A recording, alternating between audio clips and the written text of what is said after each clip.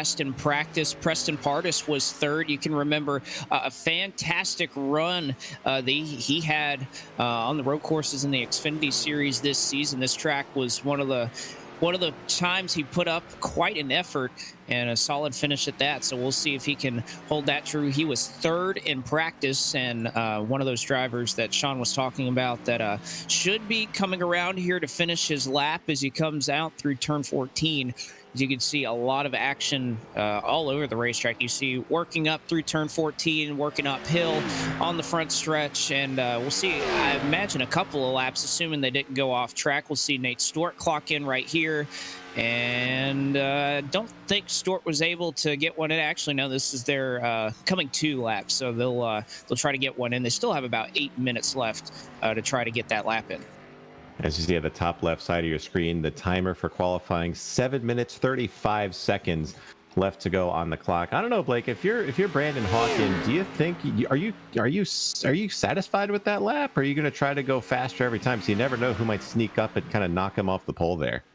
Well, I'd have to say, if you're Brandon Hawkin, I think you got to be pretty happy with the effort that you put down there. Again, this is about a 1.5 second pickup over what he ran in practice, and he led the practice session. So I don't think Brandon Hawkin is going to be worrying all too much about, at least for the moment, anybody running up on him and perhaps surpassing that lap. Again, we'll have to see. I think Nate Stewart and Preston Pardus are probably your 2 best options, and Pardus a bit loose here as he's working through the racetrack. You see a lot of cars sliding, and particularly this is going to be something to watch later on in the event with these stock cars. We mentioned it at Sonoma, and we'll mention it again. In these stock cars on these road courses, Sean, you and I both know it is all about saving those rear tires, and that is certainly going to be a part of what these drivers have to think about.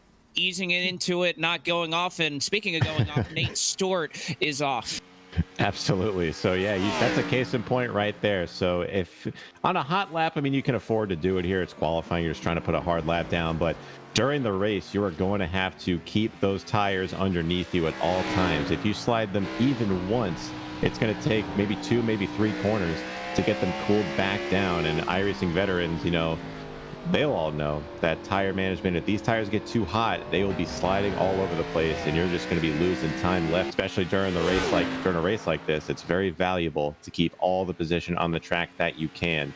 So here's Preston Pardus across the line, a 2:04.835 for Preston across the line. That's going to put him third. So as he just sends it right into the tire barrier. That's a fantastic way to stop, but pretty impressive lap, but still not even really close. Almost 2 full seconds off of Brandon Hawkins' time. That just shows just how great of a time that is.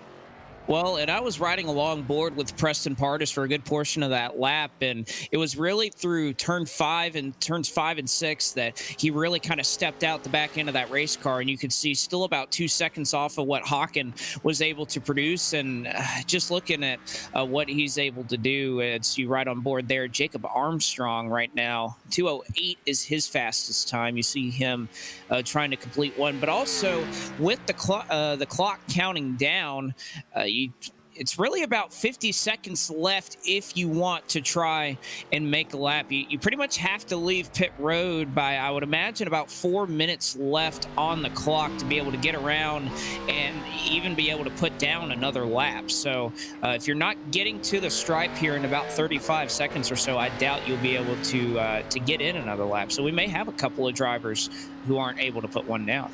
Absolutely. So it's going to be very close if you want to be a driver that kind of wants to improve their time, because you look at the back here, guys like Jarrett Mackey, Elaine Hughes, down towards the bottom of the grid so far. They're going to want to try to improve on their times. See the 66 of John Garrett is out there right now. He's at a 2:08.7 for him. So just a few people that want to get up through the field, because you and I both know, Blake, and I think this has happened to us multiple times, but if you're stuck towards the middle of the pack on road courses, you're pretty much at the mercy of everybody in front and behind you. And especially here at Road America, getting into turn one and then, of course, turn three at the very beginning, all stacked up, can get very interesting when not only we launch for a restart, but you got to think we have stage cautions being thrown this week. So it'll be multiple times that our race leaders will have to stack it back up and get a good restart on this thing. So looking like a couple of drivers, again, trying to get back to the stripe. Obviously, Hawken ran off the track, so he was not able to improve on his 2:02.9 second lap, or 2 minutes, 2 seconds, rather. You see right there Arnold Columbia strolling along. He has not put a time down on the chart just yet as he works up here through turn 6. Oh, and Yep, and there you go. So just shows you how much on edge these cars are. So especially they're so sensitive to throttle, as everybody I'm sure knows, but especially more here at Road America because it's so flat. And these cars, they're so used to high bank corners and high speeds, and now you take them to a road course like Road America, and it's just flat and very low speed corners. So it takes a lot for these cars not only just get woed up and slowed down for these things, but also accelerating out of the corners. If you put just too much throttle into it, you're going to spin the tires and lose a lot more time. So really going to be a test to see who's going to manage the throttle the best throughout the course of qualifying and as well as the race. So another corner I was interested in looking at, Blake. So it's officially turn 5, that really sharp left-hander going downhill as we're taking a look at the number 17 coming around the corner there. That's Devin Mistack down here. So this corner, I think, not the one he's at right now, but the cornerback is going to be the biggest part of the race, I think, because that corner going downhill, you got to get on the brakes so early. And especially in a big pack, as we're going to see on the start of the race, it's going to be very interesting to see who's going to make up time and pass cars on that, or who's potentially going to get taken out in that corner. So it might all come down to that corner. I think it could too. And of course, when you mention Road America, you can't go without mentioning Kettle Bottoms right there. The distance between turn 11 and Canada corner, especially here with how much speed you're carrying in these stock cars. We mentioned the rear so important to managing and keeping the speed. You're going to see a lot of drivers really trying to hang on there, and especially when we get through a run, it's not going to be so easy to just take that slight turn to the left through that portion of the racetrack. It's going to be a very interesting thing to watch here as these guys will try to manage it. So we'll have about 1 minute and 5 seconds left on our qualifying clock. It is still Brandon Hawken out front at the moment. Preston Pardis was able to put down a lap at a 2 minutes 4 seconds and was able to get up there to third. Otherwise, a lot of times being put down. I don't imagine we'll have too many more be able to approach and be able to get a lap in. Perhaps Roger Diebold, if he's able to, if this is him coming to the stripe to start a lap, he's not going to be able to get one in. So he's not going to be able to manage a lap. We'll think Colin Fern might be able to just beat the clock here before he gets his qualifying effort done. He's working here through turn 14, so he might be able to get a slight pickup here. If this is a lap he's on, he should be able to get there no problem, and that should be the final time we see recorded in this qualifying session, and that was not a time lap for Colin. So I think we should be all finished with qualifying. So barring an absolute miracle, it looks like Brandon Hawken and Scott Heckert are going to secure their front row starting positions. And as soon as I say that, there's the checkered flag. A brief little 3-minute cool down here, red flag, but looks like Brandon Hawken secures the pole for tonight. It looks like he's able to do that. And actually, this will be a time slot allotted for those drivers that are on their lap right now to complete them. They cannot come to the stripe to start a lap, but if they're on one right now, they have the ability to finish it. It looked like Eric Pruitt ran off there after Canada corner, so I don't imagine that lap will stand.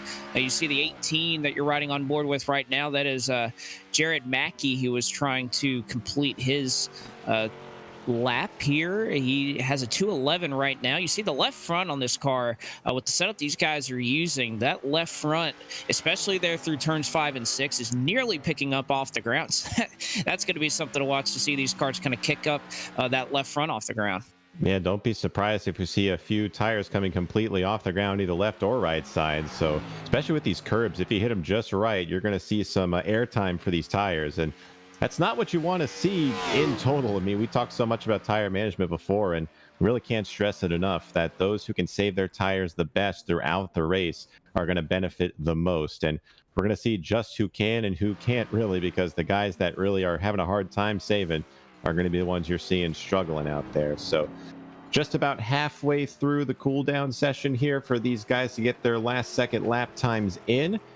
So, and I'm not really seeing anybody that's on really the same pace as Brandon Hawkins' lap. So, I think he might have this secured, but you never know.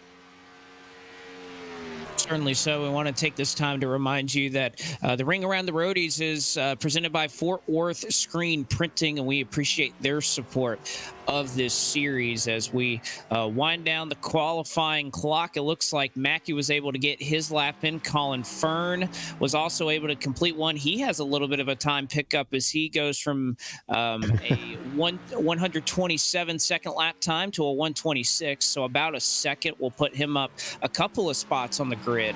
Competitive portion of the field right there as he also impales the wall here in turn one, blows right through the sand trap. So we've seen a couple of drivers do that, and I think the last one that we're on board with here is the 55 machine, but I don't imagine he's going to be able to get back to the straight. It's going to be real close to see if he can beat that 25 seconds or so that's remaining. Excellent camera cut there by producer Zach Johnson of the car right in the tire barrier there. So love to see that. Here's Eric Pruitt on board with him coming off of turn 14 and coming down at the front straightaway. The Cherry Ale Chevrolet Camaro, pretty solid looking car. Very simple, but I like it. See what he can do. Checkered flag in the air, cross the line. Not really registering a time. Probably got a off track or two, but no time remaining, as you can see, and the field has been kicked off of the track, and officially Brandon Hawken and Scott Heckert will make up the front row of this thing. No surprises there for the winner of each of the first two rounds of this series.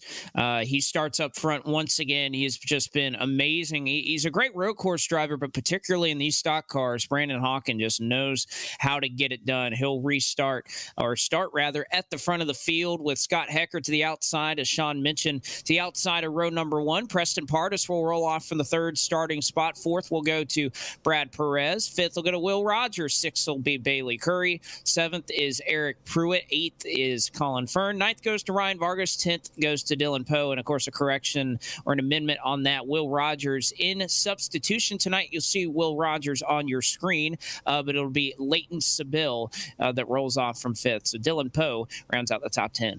Still a pretty solid starting spot for Leighton, though. Got to get that 69 up towards the front and early, so solid outing for him. Go a little further down towards the starting grid. Jacob Armstrong will roll off in 11th. Devin Mistak in 12th. Manan Rahman 13th. John Garrett will roll off 14th. Ben Branscombe 15th. Jarrett Mackey 16th. Elaine Hughes in 17th. The last car to take time. And we'll go down the rest. Michael Frisch, Jacob Fischer, Arnold Columbia, Nate Stewart, Roger Diebold, and Lee Overton will round out the field here tonight. So the field's starting to grid, Blake. They are starting to grid. Interesting to mention that Michael Frisch, who we saw not take a qualifying time in Sonoma as well, he does the same here tonight. Nate Stewart, who was awfully fast in practice, not taking a time in qualifying either. He'll have to start from the 21st position, so we'll have to see him work his way through the field. I know he always looks forward to running these stock cars on the road courses. So we'll get rolling here, and it's going to be a brief roll here right through turn 14. And again, we'll have 3 stages. The first one will end after lap 5, the second after lap 11. And then after, obviously, that we'll run this thing through to the end on lap 25. Both stages will come with cautions, unlike we saw last week. So Brandon Hawken going to crawl up the hill here in Elkhart Lake, Wisconsin. We appreciate you riding along here on STN, and round number 3 of Ring Around the Roadies is green as Brandon Hawken will send them off. Great start for Hawken. It looks like he's going to get clear on Scott Hecker going into turn 1. And they're going to be side by side. 3 wide. There's a little bit of an issue. The 15 into the grass there. That's Ryan Vargas. Somehow gets it saved. but he's going to lose a lot of spots as they head off of turn number 2. Still great save. I think he drives that Xfinity car for a reason, Blake. Oh, how he managed to save that race car. He made an inside move 3 wide, but clipped the grass with his right side tires. And how he managed to not just take out a bunch of competitors, I'll never know. Oh, wow. Not good news for Leighton Seville, who ran off the racetrack, and he is going to be all the way in the back after running off the course as they continue to work through here towards turn 5. Oh, we got a little bit of trouble going into turn 5 here. We got a car going way wide. That's Manan Rahman in the 44 as he is in the gravel trap. There you see him trying to recover onto the grass. 3 cars already in the grass. Oh, a huge wreck here in turn 6. Oh, that's the field as Dylan Poe was spun. It was synchronized spinning as he got a shot from behind. It was Joe Garrett that got into him. Devin Mystic also got checked up in there. Frisch was able to get on by, but that was about a 6 or 7 car accident. It looks like it. I mean, John Garrett in the 66 looks like he self-spun as well. Maybe got a little too hard on the brakes, but man, a lot of cars, like half the field is a bunch of damage now. So that's going to play a big factor into the rest of this race. But man, very wild first lap to say the least. And we're not even halfway through the first lap yet. Yeah, I was about to say again, it's about 2 minutes or just above that we'll be clicking off here, and we'll take a look at the replay here. You see the 19 gets spun around here. They'll do a little synchronized spinning, and again, just a track blocker there. Nowhere really for anywhere, nowhere for anybody to go as they just kind of stack them up. They have to try and scatter around. Again, they do have the benefit of knowing a stage caution is coming. Don't imagine you'd lose a lap, but you could lose a nose like we saw on the red machine. More trouble through the Kettle Bottoms was Leighton Seville once again, but heavy damage for a lot of these competitors, and we're just through 1 lap. Yeah, I mean, absolutely. I mean, that wreck is very unfortunate too. That's such a tough corner to gauge coming up the hill there to turn 6, because it's a blind corner. You can't really see it, and unfortunately for those guys, a lot of them weren't able to see the wreck happening until it was too late. So like you said, we have some stage cautions here that might get them the benefit of making a pit stop and getting all the damage fixed, but definitely not how you wanted to start the race out here, especially on lap 1.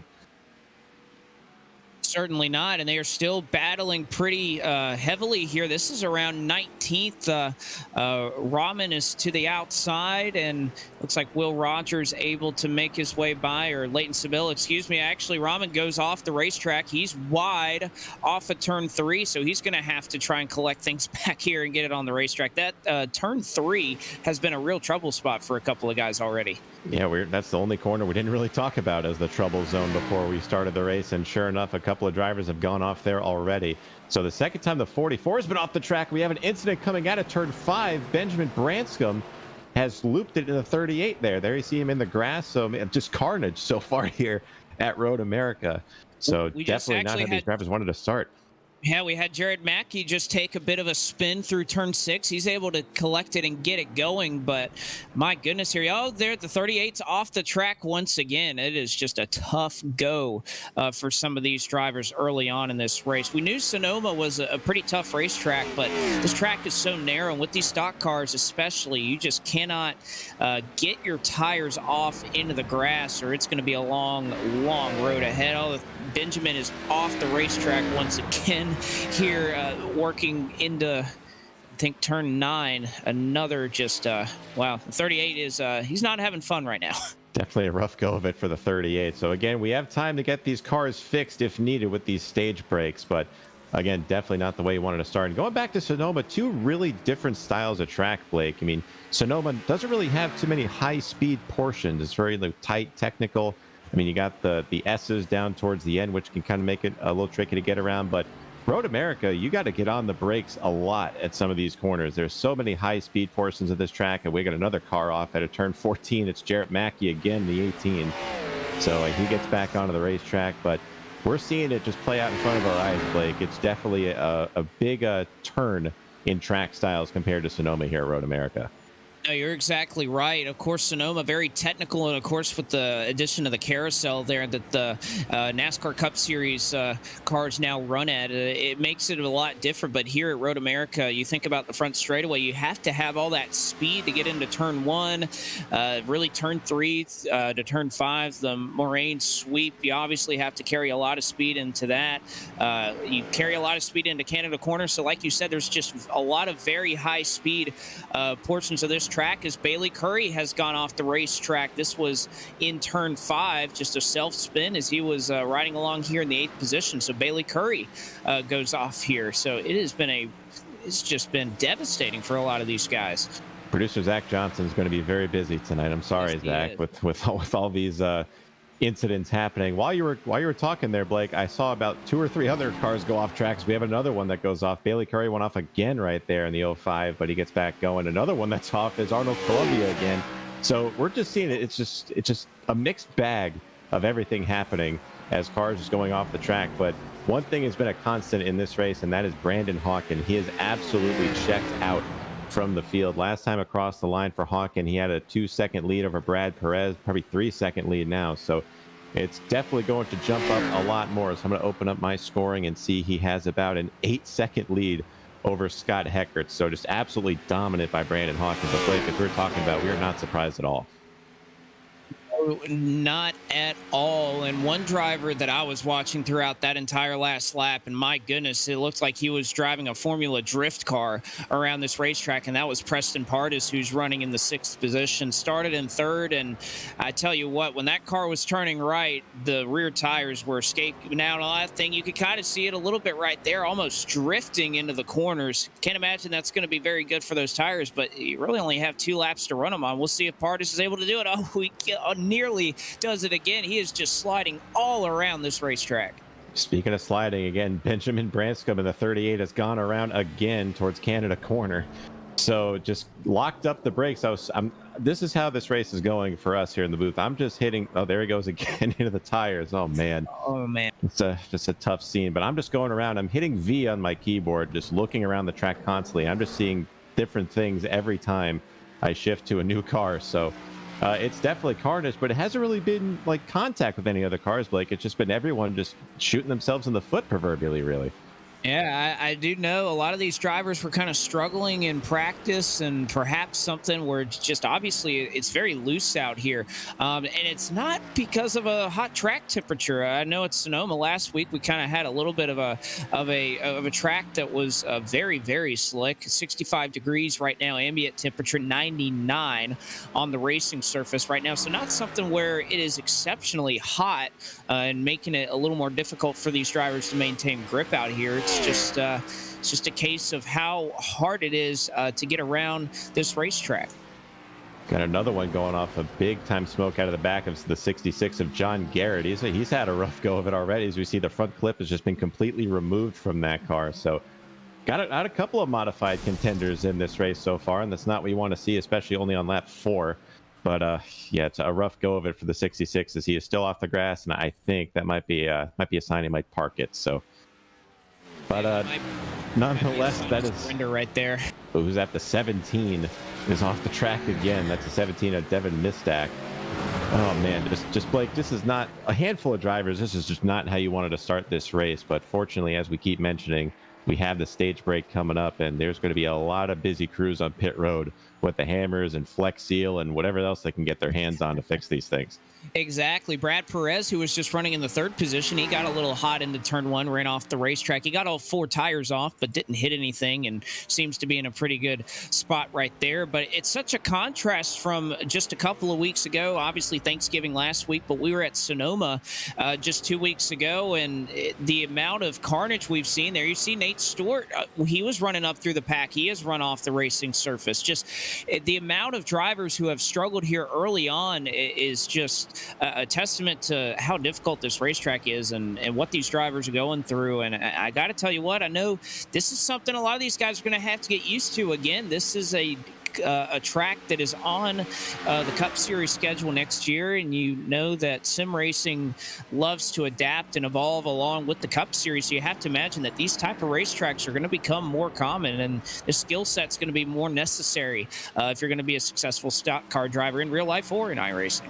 Absolutely. I mean, I applaud NASCAR for bringing more road courses into the state. Heck, they're even bringing more dirt tracks in, so it's going to have a great more variety in it, and that's good to see. It really can show the testament of how good these guys are on both the ovals and the road courses.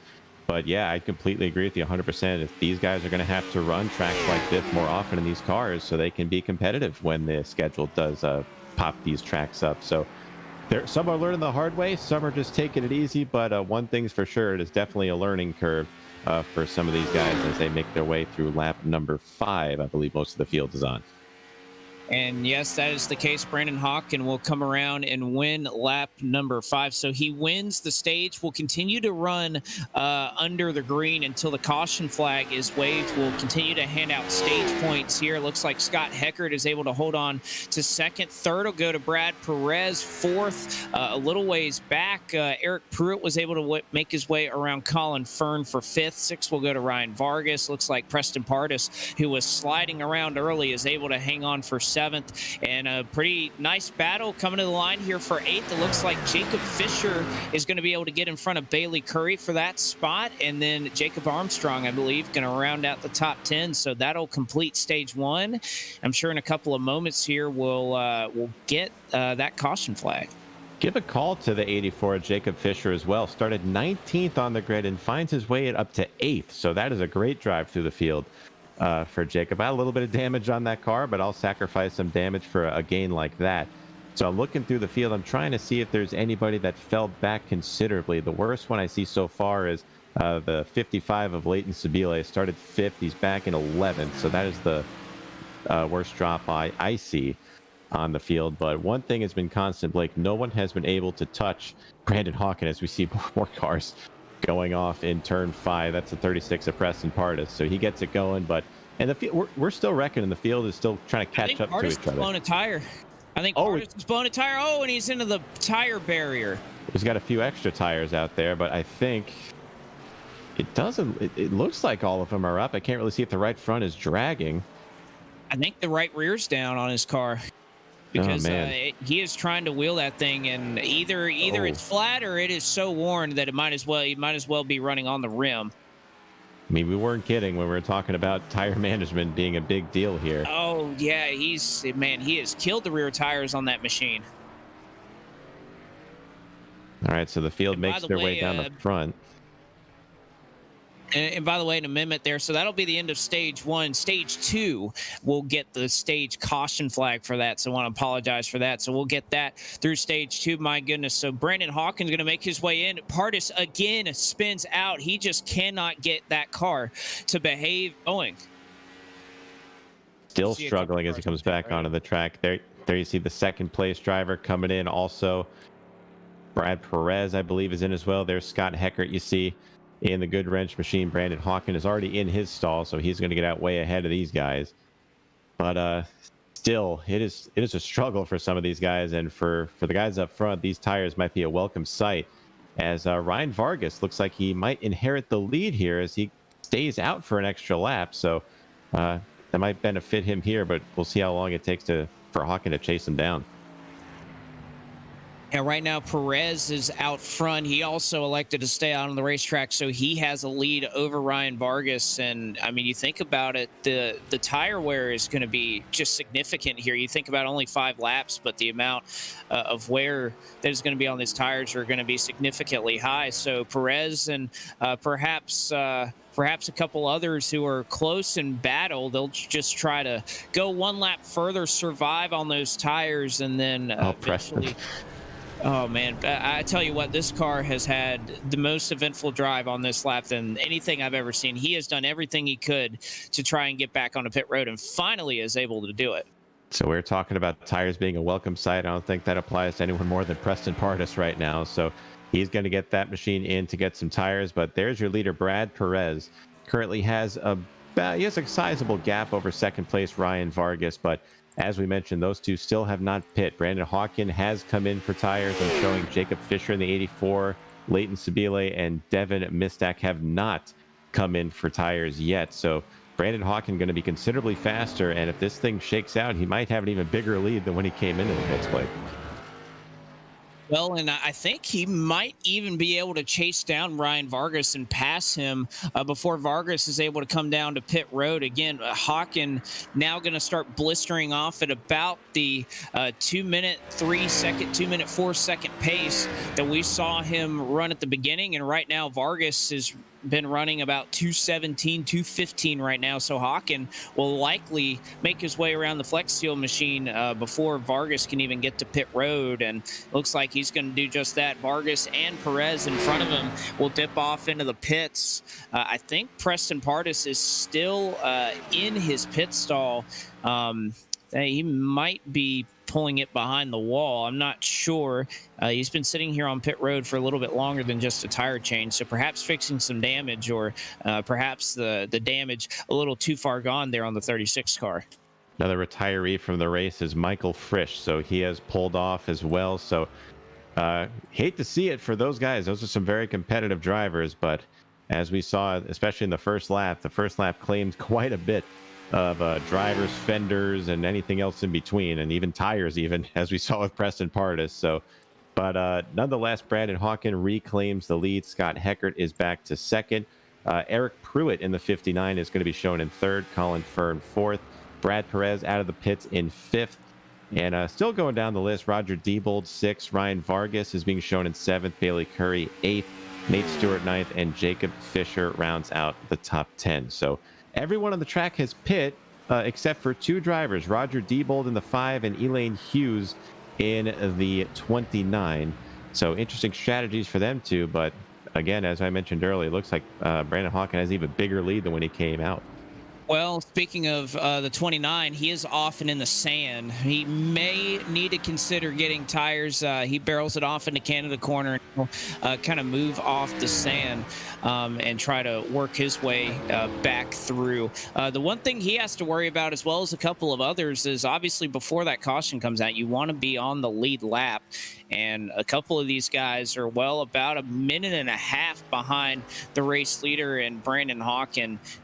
There's not a lot of time for them to try and stay on the lead lap, continuing that pace. But to talk about Brandon Hawkin for a moment, I know we've been looking at a couple battles, a couple of spins, but there's just no doubt about it here, Sean. Just Brandon Hawkin, his road course prowess is very well known. I know I've raced against him for many a years, whether it be in NASCAR racing 2003 season, on ovals, on road courses, it doesn't matter. Hawkin knows how to get it done. I know you've raced against him in FTF quite a bit, where he was a winner in that series, very highly competitive series at that. And you know, the ring around the Roadies has been Brandon Hawkin's playground here for the first three races.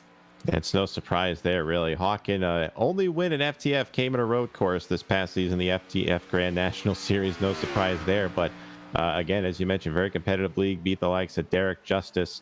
Of course, you have guys like Kevin McAdams in that. Blake Reynolds, also a great road course racer. So he's no slouch, and he can hang with the best of them. And he's just showing right now he's got about I see a 15.7 second lead over second place Scott Heckert. And you got to imagine that's only going to get larger as the race goes on. So another guy I want to give a call to again, I just mentioned him, Roger Diebold in the 25. He's shown as the 5 car on the service, but he still hasn't made a pit stop yet. So I'm curious to think what that strategy is right there, but maybe he's trying to extend it to the actual stage caution, but I'm not sure if that's going to be wise. But he's proving me wrong right now. He's sitting there in the top 10 still. He is. And another good battle going on here for about the third position is Eric Pruitt and Colin Fern are within about 0.4 of a second of one another. You also mentioned Brad Perez going to be moving perhaps on what are full lap fresher tires than those drivers. So perhaps the battle for third could get pretty interesting here before we work it to the halfway point. But we also want to take a moment to give a shout out to Overton Speed Shop, creating official and custom setups for the Makoni Setup Shop, providing Cup, Xfinity, and Truck Series setups. like the ones used for Ring Around the Roadies right here in this race, and they are for sale every week. So make sure to check out those partners. We appreciate their support and their providing of the setup for this race. It's been something I think that's provided a lot of interesting action. I think you could put almost any setup on this car, Sean. I think a few things are going to be true. This car is hard to handle around this racetrack, and I think Brandon Hawken would be out front. That is very, very true, Blake. So, I mean, as we touched on, before the race started, these cars do not like road courses. They are used to the high banked ovals, high speed ovals, and when you put them on a flat, slow road course like some of these corners here, they are very tough to handle, especially getting back up to speed. But very few are better at that and handling these cars around here than Brandon Hawken, and you've shown exactly why so far. But this battle for third starting to get interesting. Eric Pruitt in the 59, last time by for him, ran a 2 minutes 7.2, and Colin Fern just behind ran a 2 minutes 7.5. So these guys very even in times, but Colin Fern has the draft right now, and we're going to see if he can make many efforts to pass on these long straightaways here. And this is one of the passing zones coming up. I don't think he's going to throw it into this corner just yet in turn 5, but he is there. And you also see Brad Perez has maybe 1 or 2 lap fresher tires than these guys, so we'll see if he can't make it into this mix just behind them.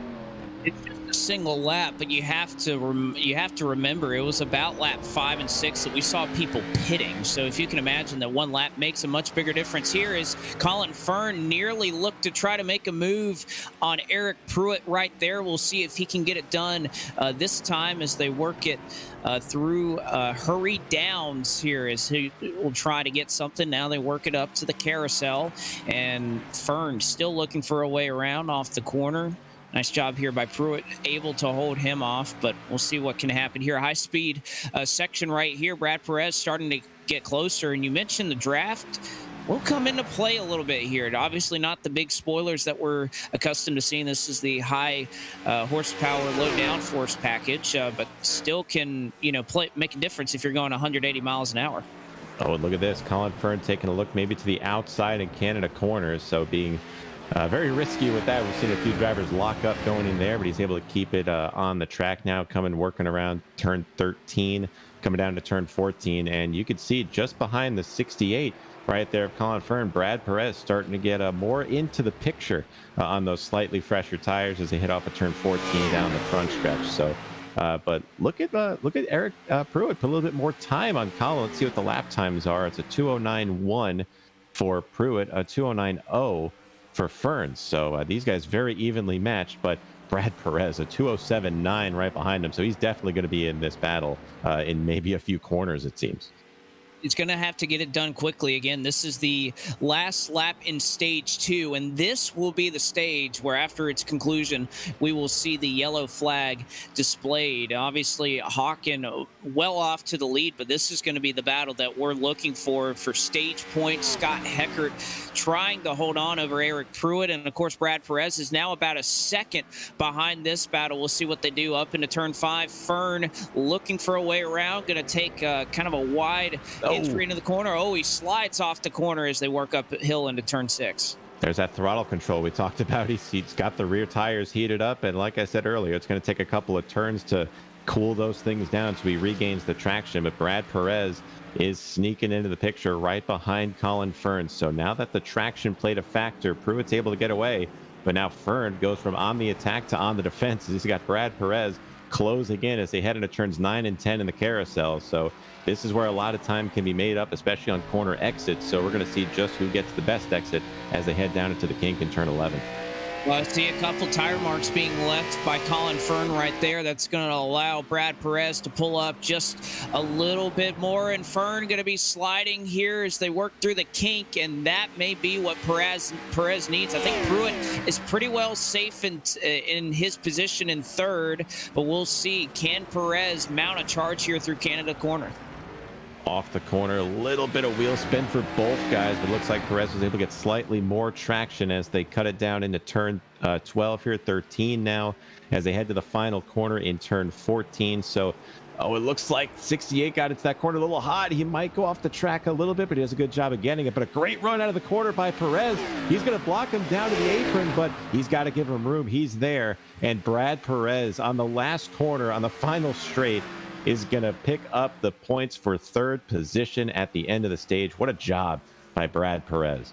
I have to give a shout out to Scott Heckert right now, who is on pit road and perhaps had something up his sleeve. He crossed the line second on pit road, but he knows that he may get off of pit road here before the caution flag is flown for Nate Stewart in 10th. So Heckert may have just pulled one on Brad Perez to try and get some track position, or on Brandon Hawken rather, in the race lead. And that's exactly right. Scott Heckert leaves pit road. There it is. He finished second in the stage, and he got off of pit road before the caution flag flew. I know this may not make too much of a difference, but what an incredible sleight of hand right there from Scott Heckert. So it's going to see just how quick the field can catch up to Brandon Hawken. But man, if that strategy ends up playing out, 1,000 IQ move, as they say in those Among Us gameplays for Scott Heckert, amazing strategy. We're going to see if that plays off. I definitely wouldn't have done that. I'm not really a strategist when it comes to iRacing, but let's see. Brandon Hawkins working his way out of Canada corner right now, so they're going to come and take the caution flag. So depending on how long it takes the field to bunch up, it looks like this might end up working out for Scott Heckert. We'll see, but man, as you said, Blake, what a call. Well, and it only worked because he was far enough ahead of 10th place, and he beat Eric Pruitt to the line by just under 4/10 of a second for second. So he keeps the stage points. He wasn't going to catch Hawkins, so he still gets his maximum stage points there in second. And he perhaps gets to flip the track position, which, again, we saw them barrel off into turn one, and chaos ensued. Can Heckert maybe hope that something befalls Brandon Hawken there in turn one? When we get a restart, we'll have to see. So as the cars try to chase down the pace car as we work up to the halfway point of this race, we'll go side by side and run our first commercial break of the evening, and we'll be right back for pit stops and, of course, the second half of the race live here on STN.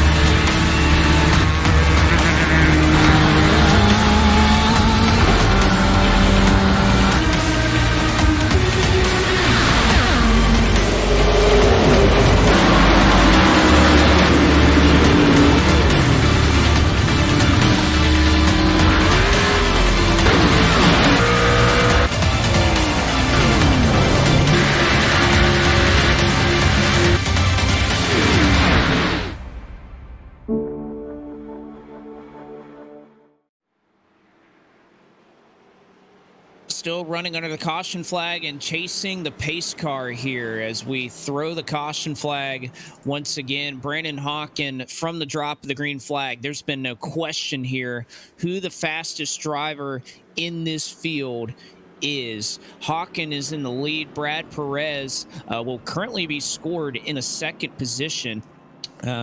But obviously it was Scott Heckert who finished there for the stage points. So we continue to kind of chase the pace car around. A lot of drivers not really haven't been able to make it very far. We know obviously a couple of drivers are a couple of laps down and out of this race. It looks like Dylan Poe perhaps is out of it. He's 2 laps down. Preston Pardis, we know we have not seen him pull onto the racetrack in some time. Believe that his night may be over. John Garrett, Michael Frisch, as mentioned earlier, early retirees in this race. But Sean, a couple of surprises, but for the most part, at least up front, not too many shockers up there. Definitely not. I mean, the shocking part of this is how many wrecks there were at the early part of this race. We see so many of these cars with so much damage, but and it's just a testament to show just how tricky this track is, and these powerful cup cars really takes a lot to keep these things planted on the ground and not spinning every which way on corner exit. But obviously the best one to do that, to keep this thing under control, has been Brandon Hawken. All race had as large as a 15-second lead I saw earlier in that run. So got to expect more of the same, but it's going to be interesting to see, as we were talking about before we went to break. Scott Heckert pulled a 1,000 IQ move and pitted right before the end of the stage caution came out. So he's got the freshest tires right now, and you're going to assume he's going to stay out. And it looks like the field is going to be all caught up at a turn 14 coming up as Hawkin and the rest of these guys will surely be pitting. But man, it's going to be interesting to see just how much he wore his tires catching up to the field if he did at all. Oh, you're absolutely right. He kind of has to find a balance, and of course, with iRacing scoring, he has to make sure he's ahead of these drivers by the time they exit pit road. But it looks like as he works onto the front straightaway, that is not going to be any issue for him. So the rest of the field will come down pit road. Heckert will stay out. And again, you got to think the tires probably wore a little bit there. The 2 laps he was chasing down the pace car. He ran, let's see, he ran a 2:58 and a 2:34 compared to what he was running. So he's running about 30 or 40 seconds off the pace from where he was. But nevertheless, he wasn't exactly able to just coast out there and just sit around and not really wear his tires. Somewhere will come off, but he'll restart up front. And it looks like Brandon Hawkin not off the pit road quite as quickly as I'm sure he wanted to. He loses a spot here to Brad Perez off the pit road. So definitely seen a couple of guys getting the damage fixed, which is no surprise here. So a lot of guys want to get that aero back in these cars. And as you know, Blake, so important. Not only be faster out here, but to have your car in good working order. And if you can have the aero working in all portions of the car, it just makes your life a bit easier here, as these cars are hard enough to drive around Road America. So it looks like the rest of the field making their way down the back stretch, we can call this, heading to the Marine sweep. And it looks like it's going to be Scott Heckert and Brad Perez on the front row here, with Brandon Hawkin going from the lead to third. But if I'm following the trends of the race correctly, shouldn't be too much longer before we see that 99 back at the point. I don't think it'll be too much longer either. As you can see, even the pace car is booking it around here in America. Ran off the racetrack, got a little bit of a dust kicked up on that Porsche for that race car. But we'll take a look at a couple of upcoming events here on STN in the very near future. And there you see it right there. Ring Around the Roadies will, of course, return here on STN. That'll be at Watkins Glen. So want to make sure you don't miss that. I imagine we'll see a lot of your favorite faces as well as the drivers you see in this race there, and that will be one to watch. Of course, Monday night, Podium esports coverage of the Grit Ultimate Driver Challenge. It's one of the craziest things I've ever seen, but it is some quality entertainment. That kicks off next Monday night, 7:30 p.m. Eastern on Podium 1. And then, of course, the eNASCAR iRacing Pro Series, round number 4 from Dover after a crazy race last night that saw Garrett Maines as well as Elliott Sadler Esports dominate and go to victory lane on home turf. We'll see if they can replicate that at the Monster Mile next week. And that is some of your upcoming action here on both on STN and Podium Esports. So a lot to look forward to there. Not a lot of road courses coming up here very soon on the docket, but it's been really fun to cover a lot of those races. And I'm telling you what, the Grid Ultimate Driver Challenge, nothing I think was more fun than seeing cars, super late models, a cup car, a truck, a Daytona prototype, and a Pro 2 light truck all competing at the Iowa road course. It was the most chaotic thing I think I've ever seen in my life, Sean. Great stuff to see what everyone at Grit can come up with. You know, Nick Olson's been promoting that event for the last, I think, 3 months now, and I'm thinking he's got a good word out for it, because that is definitely some crazy stuff.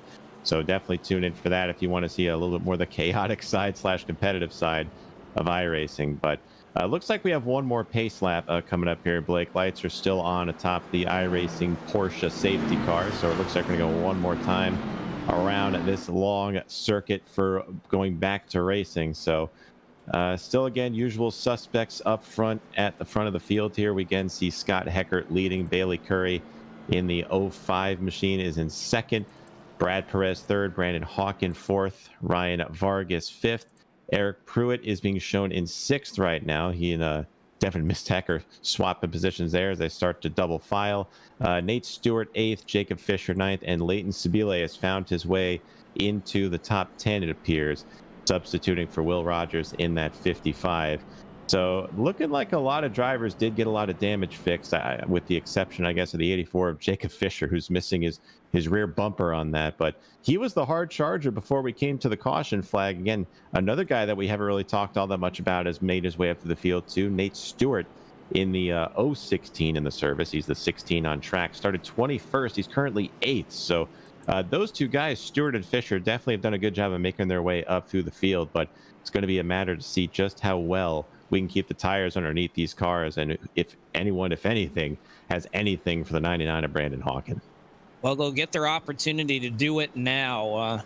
With this restart, he'll be shuffled back to third. And, of course, we saw the first couple of corners, particularly turns 1 and 3, were a trouble spot here on our initial start of the race. Will it be trouble on this restart? We'll have to see. Also worth mentioning there in terms of talking about coverage that STN is proud to carry and will carry the FTF Grand National Series next year, presented by Bar Visuals. So a successful venture into iRacing for FTF. They'll be live here on STN for a good portion of the FTF Grand National Series schedule. So that will be something to see. It may even compete in that, broadcast it. I don't know. We'll see. I'm sure Zach's going to yell at me, hey, make sure you broadcast it. But we'll have to see exactly what pans out there. So Heckert, again, they got probably a couple minutes here before they are able to make it all the way around this circuit before we get back going green. We're just working through looks like working through the carousel right now, so we'll get going here in just a couple of moments. But Sean, it's been a fun one, and of course, one thing I'm looking forward to is Watkins Glen next week. I think for a lot of drivers, which of course ring around the roadies, you see a lot of NASCAR names out there. You think about NASCAR road courses, I think Watkins Glen is probably the first one that comes to mind, just because it's been a staple for so long, and I think a lot of stock car racers in particular really enjoy being there. Absolutely. So when you think of NASCAR and road courses, pretty much the first course you would think of is Watkins Glen. They've been going there for so long. That track has so much history, and it's definitely one of the better road courses for these cars. I mean, there's a lot of high-speed sections there. Also, you got a little bit of corner banking, I guess you could say, with turn number 1. But these cars definitely a lot of fun to throw around there, especially with one of the more iconic tracks in the U.S., if not the world, for road courses.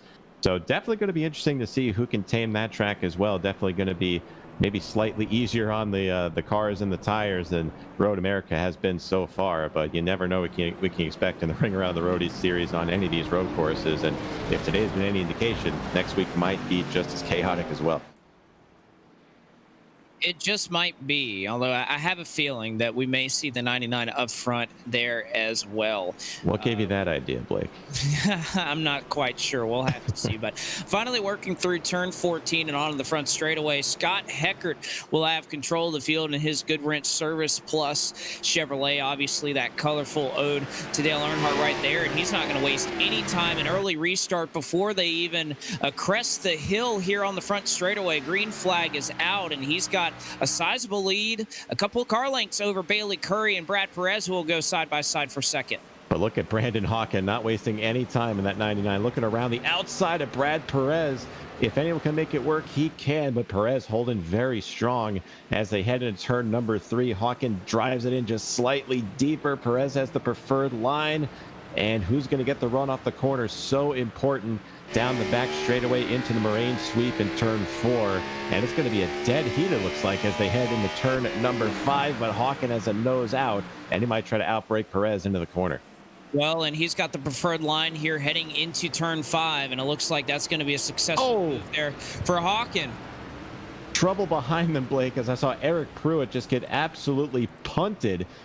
I don't know if he locked up or he saw the 55 of Leighton Sabila coming up on him very quickly. It looks like he might have locked up and gotten to the back of Ryan Vargas there, but he's able to keep it going. But that just caught my eye there as they headed to the corner. Another one is off. It looks like Nate Stewart in the 016 is taking a trip through the grass as they head into turn number 8, but he's able to keep that thing going. But man, it's not as much carnage as we saw in lap 1, but it's definitely brewing.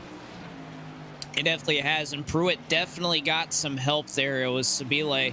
They got into the back of him in turn 5, and that is what developed right there. So Scott Heckert still able to hold on here as he works through into Canada corner. Still has a bit of a lead, but Hawkins starting to get a little bit bigger in that rear view mirror. Definitely. So Brandon Hawkin able to make it around Brad Perez. And if I'm Scott Heckert, I don't really want to focus too much on my mirror per se, but I mean, how can you not when you see the 99 has made its way to second? So going to be interesting to see what the lap times are coming out of turn 14 here. So Scott Heckert on maybe the slightly more worn tires because he pit just before everybody on that last when the stage ended, and he had to catch the field. So let's see, this time by a 204.84 for Heckert and a 205.1 for Brandon Hawkin in traffic. So slightly fresher tires for Hawkin. That spells trouble for Heckert, but we've seen crazier things happen. We'll see if he can hold them off as they head down into turn 3. And of course, worth mentioning that with the reduced fuel in these race cars, it is almost a certainty that we will see green flag pit stops commence here in stage 3. Of course, we're already on lap 17 here as we worked a couple of laps there to complete stage 2 under the caution flag. So just a handful of laps to go, 9 right now. But of course, all those going to click by at roughly over 2 minutes a clip, and we'll have to see what they have in mind here. I think they'll pretty much be forced to pit here because of the reduced fuel tank, and I think that'll just kind of be par for the course. But Heckert's still doing a nice job here, holding on to the race lead over Hawkin, but Hawkin just ever so slightly wheeling him in. Looking like it. So they come into turns 9 here, coming out of the straightaway there, heading into turn 9. Now they're working their way into turn 10. Different lines here, as you can see, as we're riding on board with Brandon Hawkins. Scott Heckert looks like he takes more of a diamond approach in that corner, goes around the outside and cuts it back down. Hawkins staying right on the bottom on that white line through the corners. So that might save a little bit of tire as well as he heads through the corner there. But as they head down into Canada corner, Hawkins inching ever so closer to the 34 of Heckert.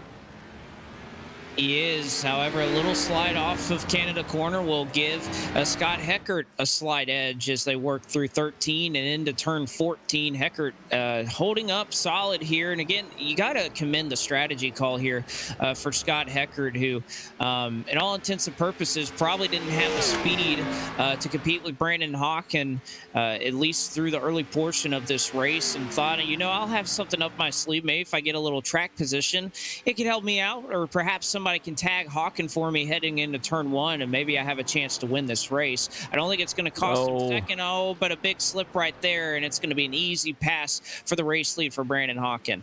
Made that a lot easier than it needed to be. But again, track position is everything here, as we saw. Nothing is really guaranteed, especially on the road courses here in these stock cars. Not a bad strategy call. I mean, Hawkin did get mired back in 4th, I believe, for the restart. So he did have a little bit to contend with, and who knows, maybe he could have gotten tagged going into turn number 1. You never know. So you can't hate that call by Scott Heckert at all. I think that's one of the smartest calls I've seen on iRacing in a while, and it's still benefiting him. But Brandon Hawkin able to get by, and he's already put about 2 seconds on Scott Heckert. So he might fall into the clutches of Brad Perez here, who's also having another very solid run in that 38. Well, now you flip the script. Obviously, Heckert thought, well, maybe this will give me a chance at the win. Now you have slightly worn tires. And again, we have to mention they are worn because of how he had to chase down the pace car and the rest of the field under caution. So Perez perhaps a slight advantage when it comes to tires and being able to potentially chase down Scott Heckert. We know Brad Perez's prowess here on this racetrack was just racing at it in real life in his Miatas not too long ago. So we know he's very familiar with this course and how it operates. And perhaps now with the strategy call, he has an opportunity to chase down Heckert for second. Absolutely. We mentioned Brad is just coming off of his Miata race, did very well in that. Always looking for sponsors on that car as well. Have a few of the iRacing Twitch community has stickers on that car. So if you want to get your brand on Brad Perez's car that's on national television at times, contact him on Twitter. I'm sure he would definitely entertain some offers for you. As not really seeing too many big battles on the track. The only thing I can really see a little bit further back for the 7th and 8th position, Nate Stewart just got around Colin Fern, but Colin looking to come back at him. Gets a little bit loose out of turn 14 as here comes Perez on the pit road. He got some more cars pitting. I almost said Will Rogers, Leighton Sabile on pit road. Nate Stewart and Jacob Fisher all make their way down pit road. Well, a couple of these drivers, not Sabile, Jacob Fisher had a bit of an issue as he nearly spun getting onto, or he spun early on last lap. He went off the racing service, so he fell back from 6th to 9th. So perhaps this is the strategy that maybe we were thinking we would see if you want to kind of shortcut it and make sure you can get all the way to the end on fuel and then go. I think this is what you're seeing right now. I don't imagine too many cars up front may try that, but we may see Scott Heckert. One of the benefits of running at Road America is you can see directly in front of you if the driver in front is going to come down pit road or not. And maybe he has one last trick up his sleeve if he wants to try and look forward and see if Hawkins going to stay out on the track. And if he does so, maybe I just come down pit road and try to do something different to try and offset the speed that Hawkins possessed all race long. Got some trouble in turn 1 again. The 38 of Benjamin Branscombe in the gravel trap again. So just overshot turn 1, and man, just been a rough go of it for the 38 Mustang today, and the 39 of Arnold Columbia locking up. I'm just doing my normal scour through the field here to look for trouble, and I've already come across it twice. So I'm going to stop doing that as don't want to bring any more bad luck. But you're absolutely right, Blake. I mean, Brandon Hawkins has gotten already out to, last I checked, it was a 4-second lead over Scott Heckert, and he's just continuing to drive away. So these guys have to do something to try to perform the undercut. We'll see if Brandon Hawkins comes into pit here. I mean, he may have seen or heard on the radio that a couple of guys towards the front behind him have already made their way onto pit road, but he might try to just get as far out as he can and have the fresher tires, and it looks like he's going to forego pit road. What about Scott Heckert just behind? He's coming in. So definitely trying the undercut, and it might work out for Scott as he nearly spins coming into the pit entry. But this is a big stop for Scott if he wants to get in and out and ahead of Brandon Hawkins. Eventually he pits. So Hawken stays out. Heckert comes down pit road, and with being able to make up a lot of time on the entry to pit road, Heckert was definitely out of control there for a couple of moments. But he was able to control that car and get onto pit road without too many hiccups. Just nearly slid off into the barrier. So Colin Fern stays out on the racetrack. So right now he'll be scored in the 2nd position. Pretty much most of the field coming down pit road right now. We see Rahman has stayed out on the racetrack, so I guess he'll maintain 3rd for the time being. Roger DeBold behind them has also stayed out and not made a trip down pit road just yet, but I believe those are the only 4 that we're waiting to see come down and make a green flag pit stop here. Yep, so we saw Brad Perez come off of pit road as well. He nearly had a moment off of turn number 2. Got a little bit too much curb off the corner, nearly spun it out. But Scott Heckert's going to fall in right behind Brad Perez when they came off of pit road. So he is falling back to the 6th position. So keep an eye on him as we wait and see if our leader, Brandon Hawkins, will eventually make his way down pit road. So only he knows as he comes into the kink, but he's got a 18-second lead over Colin Fern, and that's only going to get larger as these guys make their way around this big Road America racetrack. But Blake, if you were, I got to ask you, if you're Brandon, are you looking to pit as late as possible, or are you concerned at all, thinking, hey, I got the speed, I could probably just take care of these guys and the tires I have? Well, I think you're going to be forced to come down to pit road just because of the reduced fuel at some point. But I tend to think you want to stay up front as long as possible. If you know how dominant you are and how fast you are, you want to stay out as long as possible. So he'll overcut the field by about a lap here and come down pit road. And it looks like a pretty solid, smooth entry. Not going to have to worry about speeding. That's about the only thing that could ruin Brandon Hawkins' shot at a win here is some type of error here on pit road. Looks like he gets on smooth and he'll roll along. We'll see if Colin Fern is going to come down pit road. It looks like he won't. So Fern may resume the race lead here as you see him roll on by Hawkins on pit road, and Colin Fern heading off into turn 1. He'll resume the race lead for the time being. Colin sees himself out front for the first time in this race. You saw him go over a bit of sand there in turn number 1, so that's an interesting spot right in the racing line.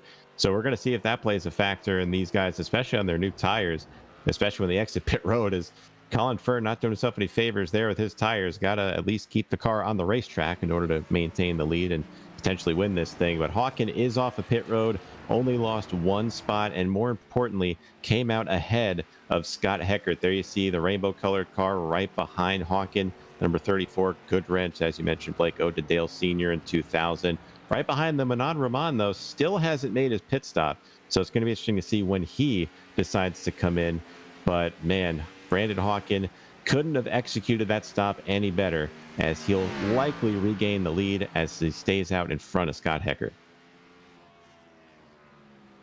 That's exactly what he wants to see. Now he knows he has a lap worth of fresher tires in the bag and track position to boot. So looking very, very solid for Hawkin, who knows that Colin Fern still has not come down pit road. And no caution flag there. They do reserve the right to throw caution flags if they feel it is necessary, but can't imagine that with the field kind of spread out the way it is, that there would be any accident that would block the track that would necessitate a yellow flag being thrown. And the 44 nearly gets off the racetrack and almost goes off. He's able to keep four wheels on it, but not before Brad Perez, who, mind you, has already made his trip down pit road. He'll slide right on by. That caught a little reaction out of me a little bit further back from these guys. I was looking around the track as you were talking about cautions. Jarrett Mackey locked up and got in the grass coming out of turn 6. He saves it in the 18. He's able to keep on going, but in the process, he loses the 12th position to Devin Mistack. So, I mean, it definitely isn't out of the cards if we see a caution, but I tend to agree with you, Blake. I mean, this field is just so spread out right now. It's going to take a lot for something to happen. Maybe some team orders, if you will, from some of the other drivers. Maybe take another crack at Brandon Hawkin. But if this thing goes green for the final 3 laps coming up now, it's I think it's all set sail for Brandon Hawkin. It's only a matter of time before Colin Fern ducks into pit road. Development here. Nate Stewart has made his way around Brad Perez as Perez went off in Canada Corner and also went off the racetrack in turn 14. So Nate Stewart, the Air Force machine, was able to make his way on by, and a nice solid job for him. So Nate Stewart moves into the 5th position, and even he'll pass the 44 for the 4th spot. So Nate Stewart, who started back in 21st, and we know he likes stock cars and road courses. He's doing a solid job here, riding along, taking what the track and the race gives him, and right now he rides along the 4th position. +9 for Nate Stewart so far. I mean, gotta like what you're seeing out of him. I'm sorry, he started 21st. That's even more. Bad math on my part. But nonetheless, big trek through the field. By far our hardest charger of the race goes to Nate Stewart. But again, he's still about 12 seconds behind Scott Heckert. He's got some more action behind them. Look at this group of cars back here. Got Brad Perez also back here. Ryan Vargas, he gets knocked off the track, and Leighton Sabile is spinning, and so is Vargas. They both end up in the gravel trap. Sabile ends up in the tires. He's going to have to back that car out of there. But, man, they just going for the same real estate going into turn 6 and just ran out of room. Well, that was an interesting case there because it looked like Vargas and Perez barely made contact. That got Vargas out of shape, and then just reacting to it, you see Leighton Sabile just kind of spin the rear tires out, and he could never really catch it. So Vargas gets into Perez right there. Just a little harmless contact, but unfortunately upsets his race car to the point he was not able to hang on to it any longer. So Perez able to maintain that 5th running spot, or 6th running spot rather. It will be 5th once the 44 comes down pit road, as we imagine he will soon. Don't think there's any scenario where we'll see any of these guys, even Colin Fern, make their way to the end, although Fern is still out on the racetrack, has not come down pit road just yet. I mean, unless he knows something we don't, he's still firmly in the lead, but he's seeing that gap shrink. It's down to 5.8 seconds to that man, Brandon Hawkin, in the number 99. So you got to think it's only a matter of time before Colin Fern brings that thing to pit road, but he's got to do it soon. We're going to be coming to 2 laps to go next time by. So unless he feels he can coast that thing to a win, I really don't see him able to stay out that long, especially with these larger fuel, or smaller fuel tanks, I should say. But only real battle I'm seeing on the track, that only 2 cars close for position, as we were just covering. Ryan Vargas in the 15, Jake Fisher in the 84, as they head down towards turn number 3. There you see Vargas in the 15 right there, the Flex Seal machine. There's Fisher looking into the corner. Fisher's got a lot of damage, but we saw earlier just how fast he was, and that damage doesn't look like it's holding him back all that much as he's right in the toe of Vargas. Right in the toe and trying to make something happen, trying to chase them down. Vargas trying his best to hang on here. We know the tires, once you lose them or slide them once, it's not exactly a good thing. It's easy to heat up and slide them a little bit more. Kind of what happened to Preston Pardis earlier. He was drifting through a couple of corners, and all of a sudden he just could not get around the track without that right rear tire spinning himself out. So Vargas trying to hang on there over Fisher. Although out front, it is worth mentioning Colin Fern, who will come around here in turn 14 with 2 laps to go. He did pit a lap after. You think we ran a couple of laps under caution. Most everyone that pit under caution did so at lap 13. Colin Fern came down an additional lap, and I think, Sean, he would have added fuel on that lap. So Fern's still going to stay out on the racetrack, and you'd have to imagine, I mean, obviously he'll face the white flag next time. I think he's going to try to make it to the end here. It may not be a race-winning move with Brandon Hawken running him down to the tone of about 3 seconds per lap, but I think it could be something that gains him a handful of spots here in the final running order. It definitely does. I mean, by the way he went into turn 1 that time, he's looking to make this a race-winning move as he's trying to gain all the time he can. Nearly looped it there going into 1, but it is definitely a good call if this ends up keeping him on the racetrack and he can hold all the fuel into it. Didn't see anyone really come in and top off besides Colin Fern, as you mentioned. So that could be the podium deciding move for Colin Fern if he can keep the wheels on. He's coming up to lap traffic here. Jacob Armstrong in the 17, or the 6, I should say, in 17. And just ahead of them coming through the carousel is Dylan Poe. So going to see how courteous the lap cars are. I don't imagine they give the leaders too hard of a time, but right there you see Brandon Hawken just gets larger and larger in the mirror of Colin Fern. You got to think it's only a matter of time.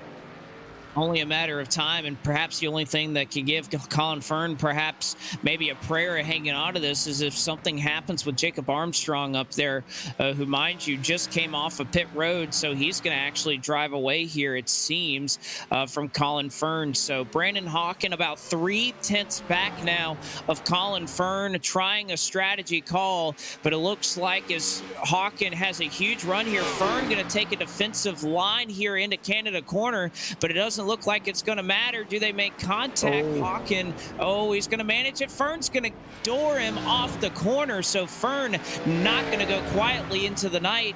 They'll face the white flag here as they work through 13 into 14. Brandon Hawken going to have to kind of manage the situation here, but he's going to get a huge run off the corner. Fern goes low to block. Definitely looking like Colin Fern giving it all he's got towards the end of this, but Brandon Hawken, such a great run to the outside. They make contact. They try to slow each other down into turn number 1. They're side by side, so it looks like Colin Fern believes he can make it to the end of this thing. Who can outbreak the other? Great entry for Fern as Brandon Hawken gets a little sideways in 1, and for now, Blake, Colin Fern is holding off Brandon Hawken, but he's still got the whole track to go. He's going to have to be on the best defense of his iRacing career to hold that 99 off. I'll tell you what, he knows these are stock cars and they're made to rub, even if it's on a road course. Brandon Hawken and Colin Fern. Now Colin, as they get into turn 5, Colin's going to have the inside here, so Hawken going to have to manage the situation as they get on the binders. He doesn't want the 68 to get into him either. He's going to let Fern slide through, and here comes the crossover. Fern blocks that as well. Defensive line for Fern. He got the exit he wanted, and he locks the brakes up heading into turn 6, but still he gets out ahead of the 99 into turn 7 now. Small kink. Hawken not going to attempt to pass. They're coming up to another passing zone as Fern gets in the grass. He's still on the defensive line. Can he keep it into the corner here as he still has the preferred line? And man, Colin Fern doing a great job of holding off the 99 as they come into 9 and 10. This would be one of the moves of the century if he's able to hold on here. There has been a lot of give from Brandon Hawken here and through the carousel. This may be just it. Hawken through to the race lead. What a pass from Hawken as Fern, ailing on the old tires, just cannot hang on. Fern going to give him a Oh, last shot, but he's going to go off into the barrier. oh man, you can't hit on Colin Fern for trying that. Held him off a lot longer than we thought he would. So still, if he brings this thing home, just got to limp that thing back. Going to finish second. So bravo still to Colin Fern for making that a great race. But out of Canada corner, it's going to be all Brandon Hawken. Drives a masterful race.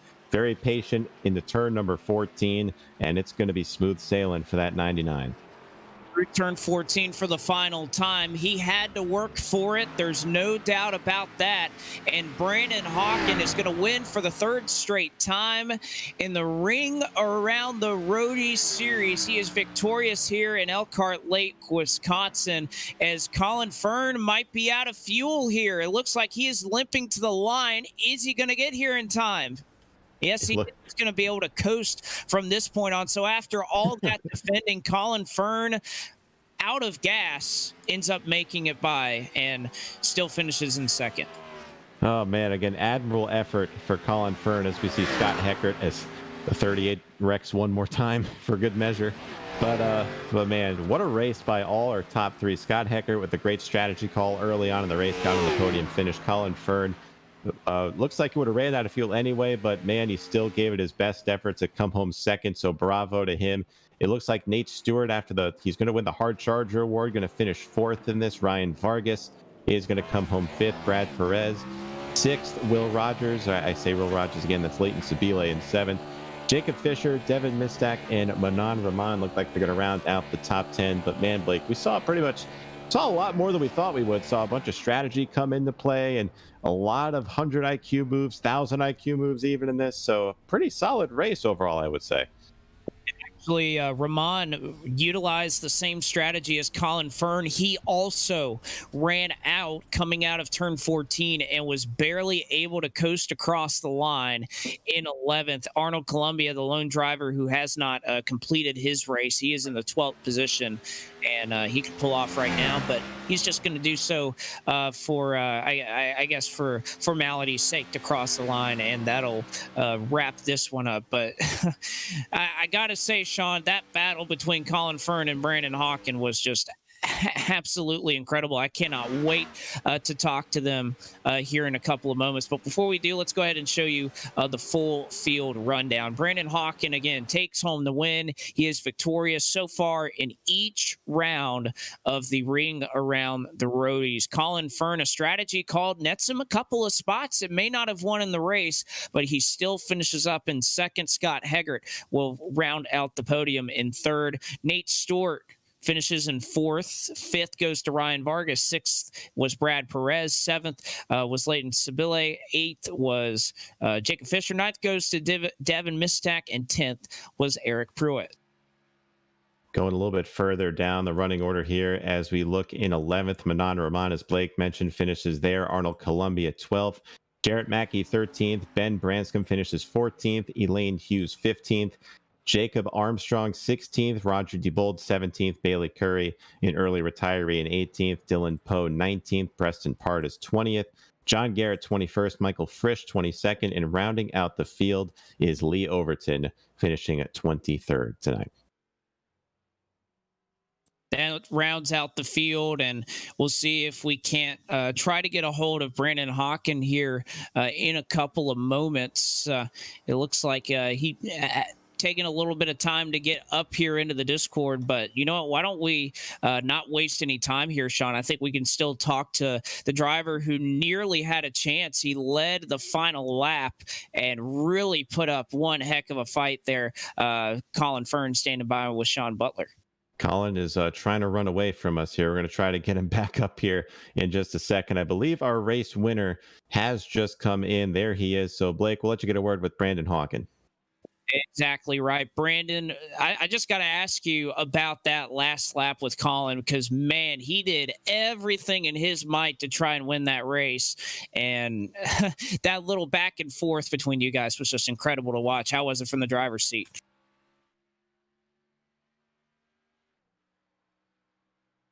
Oh, sorry. You good? Okay, sorry. Push talk isn't You're working. good. Oh, hey, Blake. Man, that was absolutely insane. I was so worried about everybody else that was pitting, and I was looking at the relative. I was like, okay, got enough space to take four tires, and then and then Colin was the one that didn't, and I was like, man, I gotta go quick, and so once I caught him, I had fresher tires, but he was really tough to pass, and that was one of the best the last laps I've ever been a part of. That was pretty awesome.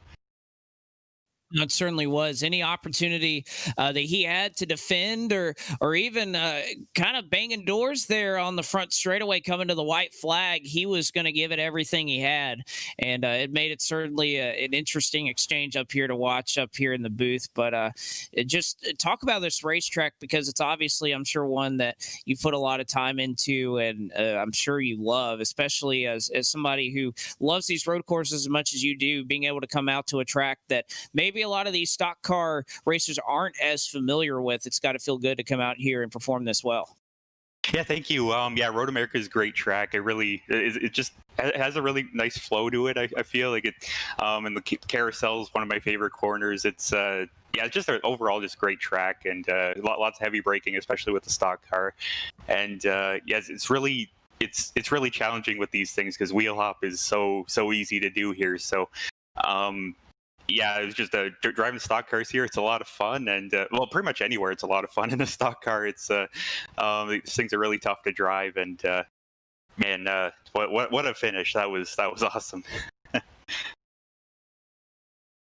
All right, it certainly was. Well, Brandon, we've kind of become accustomed to this, but we'll do it and make it a tradition here for the third straight time here in the Ring Around the Roadie series. We'll hand you the microphone one more time. Anybody you need to give a shout out to, you can go ahead and do so. Well, sure, yeah. I'd like to thank Fort Worth Screen Printing for what they do with the series. All the administrators, race control. Uh, yeah, like a lot of work goes into this series, and it's so much fun to race every week. So just a shout out to everybody. And man, awesome battle there with Colin and Scott. That was definitely the most fun race of the year so far. That was pretty neat. So yeah, hats off to Colin for a great race, and yeah, thank you guys in the booth. I appreciate it, Brandon, and of course, an excellent job bringing home the win once again. Your points leader. He's won every race, and we'll have to see if anybody can challenge him next week at Watkins Glen. Brandon, congratulations, and go enjoy this one. Thank you. All right, that's Brandon Hawkin, and the driver that put every ounce of his soul into trying to hold him off on that final lap. Sean Butler's caught up with Colin Fern. Yeah, tried to run away from us early, but we were able to run him down. Colin, we were talking about it throughout that whole last part of that run, man. What a great call by you to come in and top off so you can almost make it to the end, but you still secure that second place finish. Fantastic battle with Brandon. So take us through those last couple of laps as you were trying to hang on for the win there. Yeah, I kind of figured out it was going to be about 9/10 of a gallon a lap, and I was just waiting and waiting and waiting until I got to that point, and then at that point he was already 6 seconds back. So I had to go hard, and then I just kept taking the defensive line into every corner, hoping he'd overdrive it, and it wouldn't have made a difference anyway. As I came off the last corner, ran out. But no, it was fun. He's been top dog here in the road series, and it was fun to be able to get up there and race with him, and almost pulled it off. Yeah, absolutely. You did one of the better defensive jobs we've seen trying to hold somebody off, especially like Brandon Hawkin. But man, that last lap was something to watch as he kind of just slid a little bit too far up going into the carousel. But man, you're able to hold him off for the first half of that lap there. So what was it like just seeing him getting larger and larger in the mirror, knowing you got to hold him off and that fuel gauge was running even lower as you went on? Yeah, I was just honestly, I was just taking the defensive line, hoping he'd mess up, and if I didn't screw up in the kink, I was definitely going to send him down into the Canada corner. So he's probably happy I messed up the kink there and drove it into the fence. Oh man, still nonetheless, that's a amazing effort there. You put on a heck of a show, especially on that last lap. So you came to this race eighth in the points tonight, and you can imagine what the struggles of Arnold Parker not being here, Brad finished behind you as well. This is going to escalate you a little bit higher in the points. So how does this set you up for the rest of the season, do you think?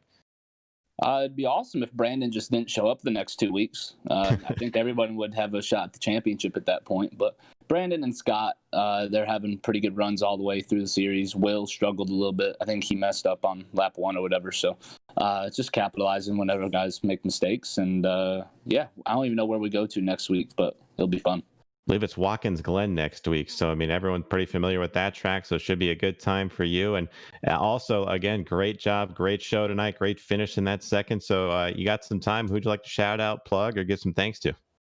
Well, Brandon's giving me crap. He's sitting right here. He's giving me crap about doing an interview. So I guess they want to mock me a little bit. So yeah, give a shout out to those two. All right. Well, excellent job tonight, Colin. Very well done. And Blake, we'll send it back to you. Second place for Colin Fern tonight.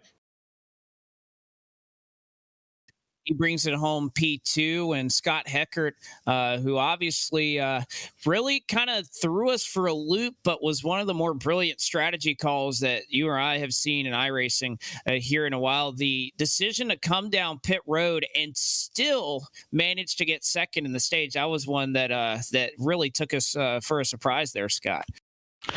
Yeah, I was basically going to do the opposite of what Brandon did. If he pitted right there at that stage, I was going to stay out and get the stage victory.